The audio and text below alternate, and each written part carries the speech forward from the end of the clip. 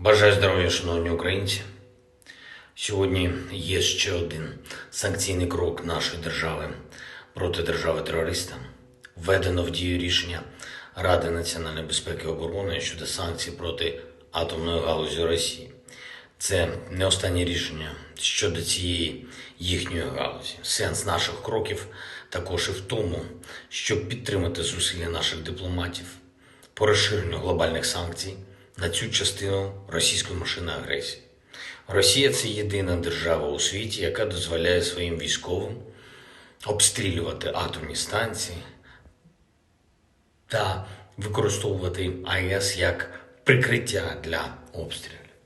Російські ракети неодноразово йшли за траєкторіями над ядерними об'єктами України. Також держава-терорист використовує атомну галузь як один з елементів зовнішньої експансії для тиску на інші держави, для створення відповідних загроз суверенітету інших держав. Все це достатні причини, щоб і атомна галузь Росії була під глобальними санкціями. Ми працюємо над цим з нашими партнерами. Продовжуємо також і дипломатичний марафон для того, щоб не допустити використання Кремлем світового спорту та олімпійського руху для своєї пропаганди. Представникам держави-терористи не місце на Олімпіаді та міжнародних турнірах. Україною направлені відповідні листи компаніям, які найбільше підтримують Міжнародний олімпійський комітет. Це великі міжнародні компанії, які точно зацікавлені в тому, щоб їхню репутацію, підтримку не використовували заради пропаганди війни. Вже почалась наша підготовка до подій нового тижня. Він може стати доволі вагомим. Готуємо рішення, переговори, які мають посилити наших воїнів, які мають дати Україні більше міжнародної підтримки, більше зброї. Заплановані як публічні, так і непублічні формати роботи. Хочу зараз окремо подякувати тим, хто задіяний в ліквідації наслідків енергетичної аварії в Одеській області.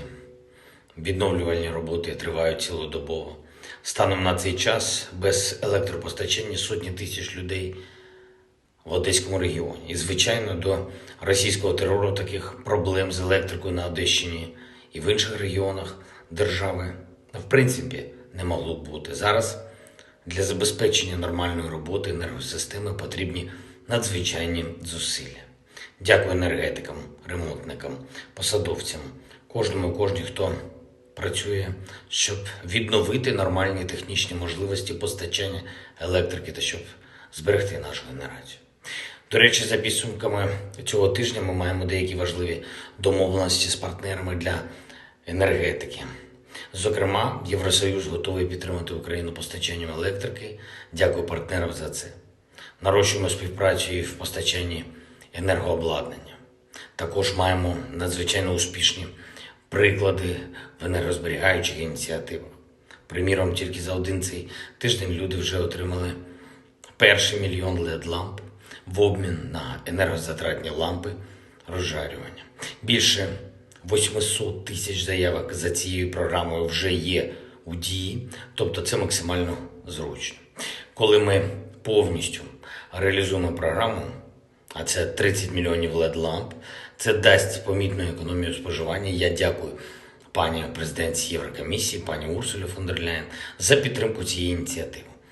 Окремо по фронту вже є багато повідомлень про те, що окупанти хочуть зробити у лютому щось символічне, спробувати відіграти за їхні минулорічні поразки. Ми бачимо цей збільшений тиск на різних напрямках фронту, а також тиск в інформаційному полі.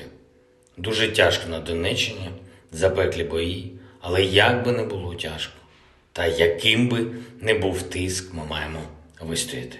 Маємо використовувати і використаємо кожен день, кожен тиждень, щоб посилювати наш захист на фронті, щоб зміцнювати наші міжнародні позиції, щоб збільшувати тиск на Росію і давати нашим людям нові можливості пройти цей важкий час.